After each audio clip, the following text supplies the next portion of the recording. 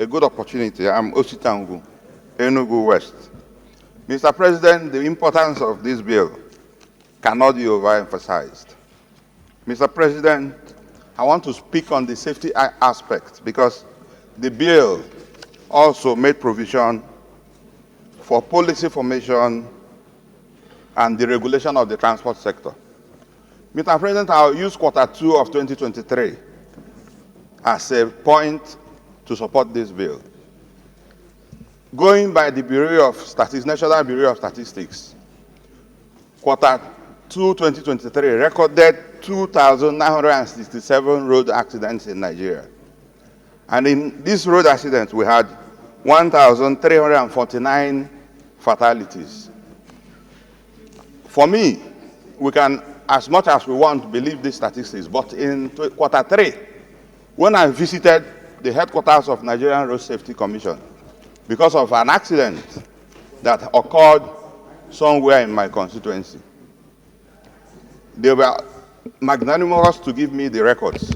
But I now found out that in one particular road, they call Onyeama, along the Ngwu-Onitsha Expressway, from January to April 2023, it recorded 74 deaths in a particular spot.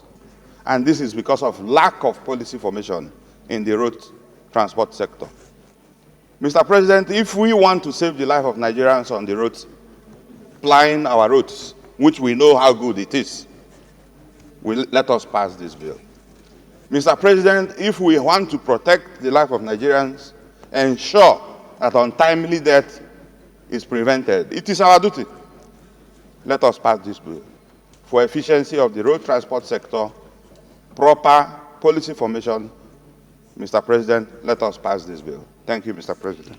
Let me ask you, if one particular road in less than 5 months recorded 74 deaths, don't you think you should find out, is it because of the alignment? Is it the undulating path of the road? Is it because of pothole or neglect or something? Because we used to have that kind of road in my state at the Civil Service Training Center, a big curve that goes into the market. So vehicles will derail, get into the market, kill as many as possible, and it continued for many years, over 40 years. So when I had the opportunity to be a governor, I had to move the alignment of the road, and now no single death is recorded since I completed the construction of that road in 2013. So the one they are talking about is too rapid. So what do you think is responsible? Is it the bad construction? Is it the pothole? Is it the narrowness of the road? Because you can't continue to record such fatalities and the government does not intervene. Thank you, Mr. President, for the opportunity to re-emphasize. Let me even shock you. 2 months ago, this one spot recorded an accident that killed 26 people. Just last 2 months. The same place. How many? 26. So in just one accident. So what have you done about it? So what we have done, actually, the cause of this accident is lack of coordination, and it's an undulating road. And you have about 2 military checkpoints. And when the military checkpoint has lined up a series of vehicles, of course we know how it goes, and a truck somehow fails brake. It knocks down the other vehicles, a very sharp undulating. So we have made a case to the Nigerian military to move their checkpoint away from that location because it has killed a lot of people. This particular bill, if we have a framework or a policy on our roads, I don't think we can allow a checkpoint in such sharp road. And what it also brings to us is the time heavy trailers are supposed to ply the roads. Mr. President, you see a truck carrying a container moving in the daytime and in a busy road. Of course, when it skips, we have seen several videos where containers fell off trucks and killed several people. We also see, if you see trucks carrying petroleum products, sometimes when they have accidents, we know the level of fatality that it records. So sometimes the reason why these things happen is because there is no proper regulation on what is happening on our road. It is like a free-for-all. Thank Now, you, Mr. President. so what do you think can be done in the immediate to stem the tide of fatalities on that road? I know, is that near to 9 miles? Yes, I lost a friend there. I went to visit him like today. The next day he was taking that road to Abuja. Right on that particular spot, he died with his child. So I'm surprised that the people are still allowing people to die there. Because have you discussed this with the Minister of Works? Because if you do a realignment of that road, you can avoid that steep area, not just because of military checkpoint. People will still die unless something is done about that road. The way it is, I know I have an idea of that road. The way that road is, something needs to be done. President, on the immediate, the quickest solution is to remove the checkpoint. The second solution is to repair the second part of that Olobi road, because every vehicle is plying just the one lane that the RCC have just constructed. And we have discussed this. In fact, I had a chat with the governor. We took it up with the Ministry of Works.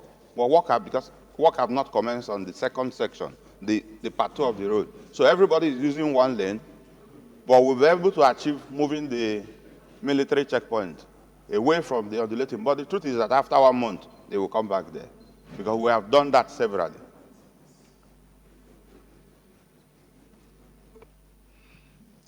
It's a federal road. That's what I'm saying. Can you also take a trip to the Federal Ministry of Works, describe the situation of the road, and see whether they can intervene?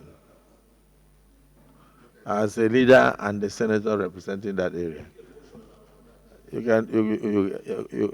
I believe it's something that you can sumo to move a motion, and then we take decisions, and then you follow up. We have had a motion on that earlier in 2023. But you have not followed up. No, we have followed up, but nothing has been done by the ministry. We need the second part of the road repaired. That is the quickest way, so that oncoming vehicles can be on another lane. Maybe if you give me the opportunity, it's a matter of urgent importance.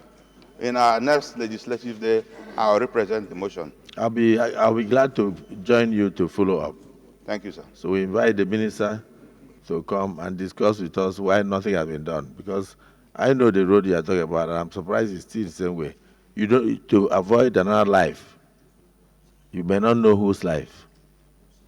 I'm not threatening you, because you take that road yourself. So it's important for something to be done urgently to save other Nigerians from perishing on that spot. And it's also a dangerous area, because there's a bush there, there's a forest there. And so a lot of criminals come out there to harass people because of the undulation. So there's a big valley there. So it's not something that you would tell the military move.